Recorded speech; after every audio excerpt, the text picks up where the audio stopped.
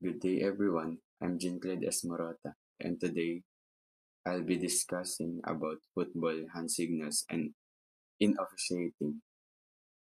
In this lesson, we'll learn the different hand signals that referees use in football and why they are important. So let's start. Next. Here are our objectives for today. By the end of the lesson, you'll be able to first illustrate the proper way of using hand signals in football officiating.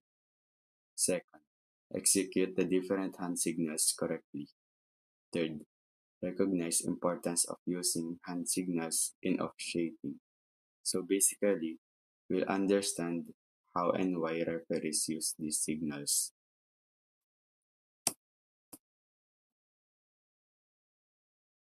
Introduction to the lesson. In football, referees don't always talk. Instead, they use hand signals to show their decisions. These signals help keep the game fair organized, and easy to understand and for everyone on the field. That's why it's important for both players and officials to know what these signals mean. Common hand signals. Here are some common hand signals used in football. First, raising one hand. This means kick off or start and stop of time. Ayan. This means kick off or start and stop of time. Second, pointing forward lang. Parang, sige yan.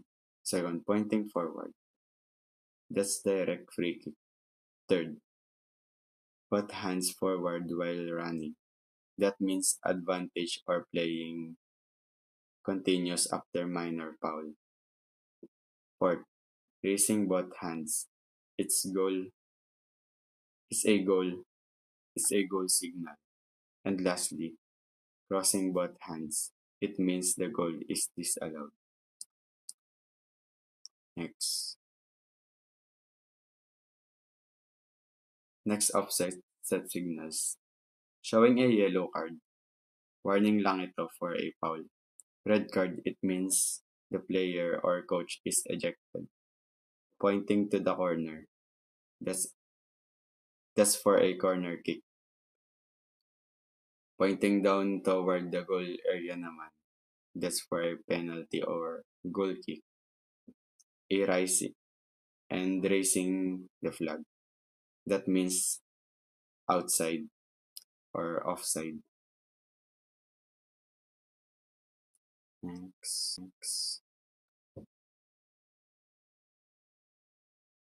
Ito yung next na mga hand signals. Pointing with the flag. Direction kung saan dapat itapon ang bola. Both hands up with flag. Substitution signal naman yon. Crossing hands, time out or substitution break naman. Touching hand or handball signal kapag may illegal na paggamit ng kamay dun sa playing area while playing.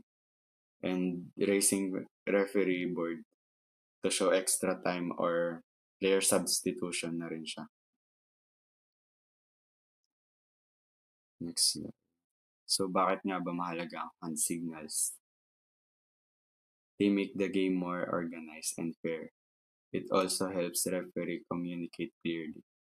And for you students, learning officiating teaches you discipline, leadership, and teamwork. Skills na magagamit nyo sa sports o sa totoong buhay.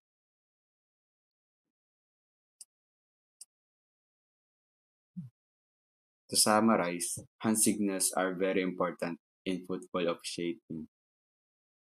They make communication faster and ensure that the game is fair and smooth. Before I end my lesson, I'll leave you with a question. What do you think is the important of learning of shaping skills in our daily life. Para sa answers nyo, just contact me in my socials. Yun lang. Thank you for listening. Bye-bye.